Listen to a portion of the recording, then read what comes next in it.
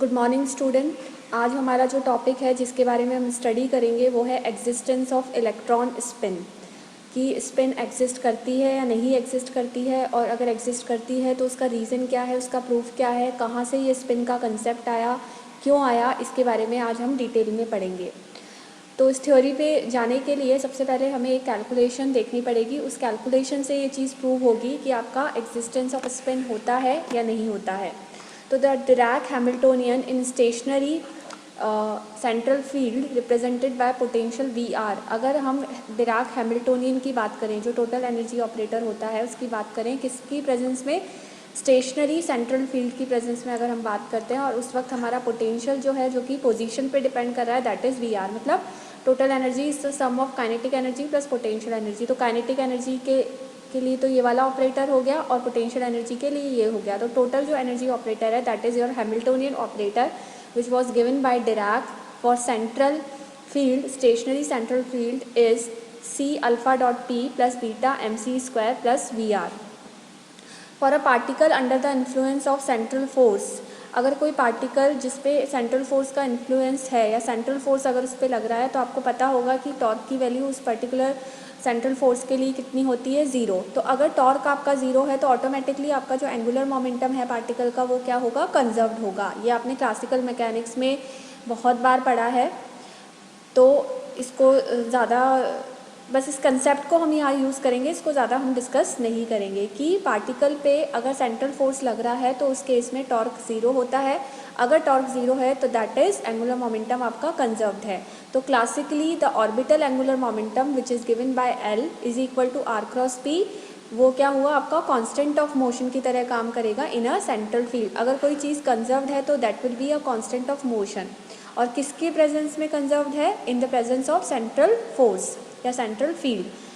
We shall now see whether this is so in Dirac theory और not. ये तो हमारा क्लासिकल कंसेप्ट है। अब हम ये देखते हैं कि यही कंसेप्ट एज इट इज़ मैं क्वांटम मैकेनिकली भी देख सकती हूँ या नहीं देख सकती हूँ, क्योंकि जब आप हैमिल्टोनियन की बात कर रहे हो तो ऑब्वियसली आप क्वांटम मैकेनिक्स की बात कर रहे हो। तो क्वांटम मैकेनिक्स में ये प्रिंसिपल अप्लाई हो रहा है या नहीं हो रहा है, डिराक थ्योरी पे अप्लाई हो रहा है या नहीं हो रहा है, इसको हमें देखना पड़ेगा। इन quantum mechanics any operator that commutes with H, अगर क्वांटम मैकेनिक्स में कोई ऑपरेटर एच के साथ कम्यूटेशन रिलेशन शो कर रहा है, तो वो जो ऑपरेटर जो कि कम्यूटेशन रिलेशन शो कर रहा है that will be a constant of motion, that is seen, that is proved. कि अगर कोई ऑपरेटर आपका एच हैमिल्टोनियन के साथ, एच ऑपरेटर के साथ आपका कांस्टेंट ऑफ मोशन है, तो that will be a conserved quantity और constant of motion. Let us examine this for a component of momentum. अब हम इसको करके देखते हैं कि ये चीज़ है या नहीं है। तो मैं आपका एंगुलर मोमेंटम का एक्स कंपोनेंट लेके देख रही हूँ, और इसको मैं क्वांटम मैकेनिकली चेक कर रही हूँ कि जो चीज़ क्लासिकल मैकेनिक्स में अप्लाई हो रही है वो आपके क्वांटम मैकेनिक्स में अप्लाई हो रही है या नहीं हो रही है। तो इसके लिए हम क्या देखेंगे कि हम इसका एक्स कंपोनेंट, सारे कंपोनेंट एक साथ लेंगे तो चीज़ें कॉम्प्लेक्स हो जाएगी। तो सिर्फ मैं एक्स कंपोनेंट की बात करके देख रही हूँ। तो आयोटा एच क्रॉस, आपको पता है टोटल एनर्जी ऑपरेटर की वैल्यू होती है ई की वैल्यू जो ऑपरेटर फॉर्म में होती है वो होती है iota H cross del by del T. तो मैंने ऑपरेटर लगा दिया, तो iota H cross D L X by D T is equals to L X का, मतलब मैं ऑर्बिटल एंगुलर मोमेंटम का चेक कर रही हूँ किसके साथ, एच के साथ। अगर वो आपका कम्यूटेशन रिलेशन है तो वो कांस्टेंट ऑफ मोशन होगा। तो यहाँ पे मैंने फिर एच की वैल्यू डाली, तो L X comma C alpha dot P plus beta M C square plus V R, ये चीज़ आ गई आपकी। मैंने सिंपल अभी कम्यूटेशन रिलेशन मैंने खोला नहीं है, बस फॉर्मूला मैंने अप्लाई किया है। अब मैं अल्फ़ा डॉट पी को डॉट प्रोडक्ट अगर करती हूँ तो 3 कंपोनेंट्स आएंगे, along X axis, along Y axis and along Z axis. तो क्या आ जाएगा, L X C alpha X P X alpha Y P Y alpha Z P Z plus beta M C square plus V R.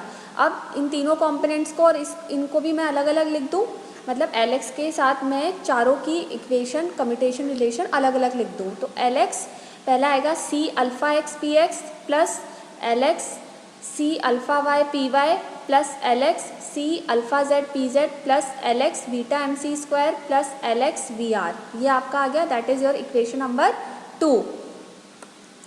अब L x commute, अब आप ये चीज़ commutation relations आपने पढ़े हैं क्वांटम मैकेनिक्स में बहुत अच्छे से, तो आपको ये चीज़ पता है कि जो एल एक्स जो है वो कम्यूट करता है एनर्जी के साथ इन एच, एक्सेप्ट किनके साथ नहीं करेगा, वाई और जेड कंपोनेंट के अलावा बाकी सबके साथ वो कम्यूट करेगा, बीटा के साथ भी करेगा और वी के साथ भी करता है।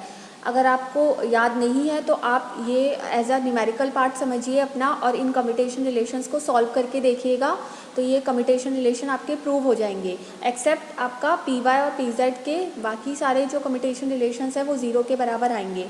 तो बचे हुए जो आपके तीन हैं, ये वाले तीन, L X C alpha X P X, L X beta M C square और एल एक्स वी आर, ये तो आ जाएंगे ज़ीरो। तो बचा हुआ क्या हो गया, अगर मैं रिमेनिंग इक्वेशन लिखूँ तो that will be iota H cross D L X by D T is equals to L X C alpha Y P Y plus L X C alpha Z P Z. ये आपकी equation आ गई, that is your equation number 3। अब हम ये देखते हैं, अब मैं क्या करती हूँ, मैं एक एक कम्यूटेशन रिलेशन को लेके चलती हूँ और उसको देखते हुए मैं दूसरा भी जनरलाइज कर सकती हूँ, तो या आप खुद भी निकाल के देख सकते हैं। एक हम सॉल्व करके देख लेते हैं, एक आप खुद करके देखिएगा। और ये जो बचे हुए जो कम्यूटेशन रिलेशंस है जो ज़ीरो आ रहे हैं, ये कर चुके हैं आप, एक बार और ट्राई करके देखिएगा, ये ज़ीरो के बराबर आ जाएंगे। That is your work, that is your assignment for the day. तो जब आप इसको करके देखेंगे तो देखिए यहाँ पे मैं सबसे पहले क्या करूँ, सी और अल्फ़ा वाई को बाहर ले लूँ और एल एक्स का पी वाई के साथ करके देखूँ। एल एक्स का पी वाई के साथ अगर मैं खोलूँगी तो एल एक्स की वैल्यू आपको पता है क्या होती है, Y P Z minus Z P Y. ये मैंने एल एक्स ऑपरेटर की वैल्यू डाली है विद पी वाई।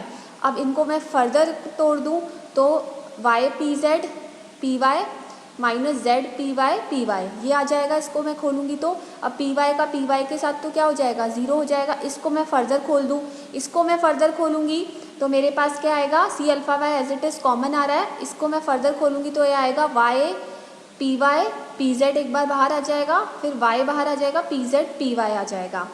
तो पी जेड का पी वाई के साथ क्या होगा, ज़ीरो, क्योंकि दोनों अलग अलग डायरेक्शन में हैं और ये हमेशा ये कम्यूटेशन रिलेशन ज़ीरो होता है। ये आपने थर्ड ईयर की क्वांटम मैकेनिक्स में भी पढ़ रखा है। तो सिर्फ ये वाला कंपोनेंट आपका सस्टेन करेगा। तो वाई का पी वाई के साथ आप करोगे तो क्या आएगा, iota H cross P Z, और ये वाली क्वान्टिटी आपकी ज़ीरो आ गई। ये आयोटा एच क्रॉस आएगी इस कम्यूटेशन रिलेशन की वैल्यू। तो जो फाइनल आएगा वो आएगा आपका C alpha Y iota H cross P Z. इसी तरीके से जब आप इसके लिए निकालेंगे तो ये वाली क्वांटिटी आ जाएगी C alpha Z minus iota H cross P Y, क्योंकि अपोजिट आएगा। तो ये आप करके देख सकते हैं, दोनों की वैल्यूज़ आ गई हमारे पास। अब हम इनको क्या कर दें, सब्सटीट्यूट कर दें। जब हम इसको सब्सटीट्यूट करेंगे तो हमारे पास फाइनली ये वाली चीज़ आ जाएगी, and that will be is equals to minus iota H cross C बाहर आ गया, alpha Z P Y minus alpha Y P Z. अब देखिए हम क्या लेके चल रहे थे, हमने ये देखा था कि जब सेंट्रल फील्ड आप अप्लाई कर रहे हो तो उस केस में टॉर्क ज़ीरो होता है। This is your classical concept. तो आपका जो एंगुलर मोमेंटम है दैट शुड बी कंजर्व, ये क्लासिकल थ्योरी कहती है। अब ये डायरेक्ट हम ये कह रहे हैं कि ये थ्योरी आपकी, हम ये देखना चाह रहे हैं कि क्वांटम मैकेनिक्स में भी या डायरेक्ट थ्योरी में भी ये चीज़ अप्लाई हो रही है नहीं हो रही। तो हमें ये चीज़ पता है कि अगर कोई ऑपरेटर एच के साथ कम्यूट करता है तो that will be constant of motion. तो एल अगर एच के साथ कम्यूट करेगा तो वो कांस्टेंट ऑफ मोशन होगा, यानी कि जो क्लासिकल आप मान के चल रहे हो वही क्वांटम मैकेनिकली फॉलो हो रहा है। इसलिए हमने करके देखा, हमने सिर्फ एक्स कॉम्पोनेंट के साथ करके देखा। तो जब हमने एक्स कॉम्पोनेंट के साथ करके देखा तो वो वैल्यू ज़ीरो के बराबर नहीं आई। That is L X is not a constant of motion. यही चीज़ मैंने आगे लिखी है, D L X by D T is not equal to zero, that is L X is not a constant of motion. Hence, in Dirac's theory, the x component of orbital angular momentum of an electron moving in a central electrostatic field is not a constant of motion. Dirac theory में जो x component है किसका, orbital angular momentum का of an electron moving in a central electrostatic field, जो कि किसकी presence में move कर रहा है, central field की presence में move कर रहा है, वो constant of motion नहीं होता। In other words orbital angular momentum does not commute with H, H के साथ कम्यूट नहीं कर रहा, यानी वो कांस्टेंट ऑफ मोशन भी नहीं होगा। However we expect on physical grounds that it is possible to define a total angular momentum that is a constant of motion in a central field of force। पर अगर हम करना चाहें, अगर हम ये माने कि हाँ ऐसा हो सकता है कि L जो है वो H के साथ कम्यूट कर सकता है और कांस्टेंट ऑफ मोशन भी हो सकता है, अगर हम ये मानते हैं तो फिर हमें कुछ ना कुछ इस इक्वेशन को क्वांटम मैकेनिकली मॉडिफाई करना पड़ेगा, क्योंकि आपने हमेशा देखा है बहुत सारे ऐसे एक्सपेरिमेंट्स हुए हैं, जैसे कॉम्पटन इफेक्ट हुआ है, फोटो इलेक्ट्रिक इफेक्ट हुआ है, आपका डेविशन जर्मर एक्सपेरिमेंट है आपका, तो इन सब में कुछ ना कुछ प्रॉब्लम आई है। तो ये मतलब नहीं है कि एक्सपेरिमेंट गलत है, क्लासिकली जो कंसेप्ट आपके दिए हुए हैं वो उस चीज़ को पूरी तरीके से एक्सप्लेन नहीं कर पा रहे हैं।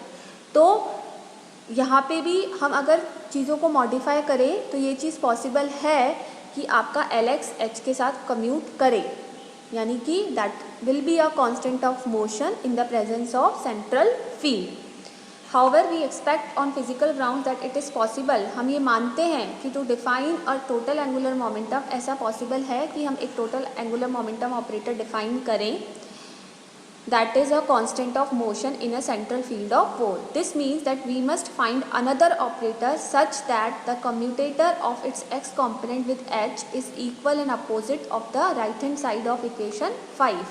अब हमें इसके लिए क्या करना पड़ेगा कि हम एक ऐसा दूसरा ऑपरेटर निकालें इस तरीके का such that the commutator of its x component with H, अगर हम उसका एच के साथ कम्यूटेशन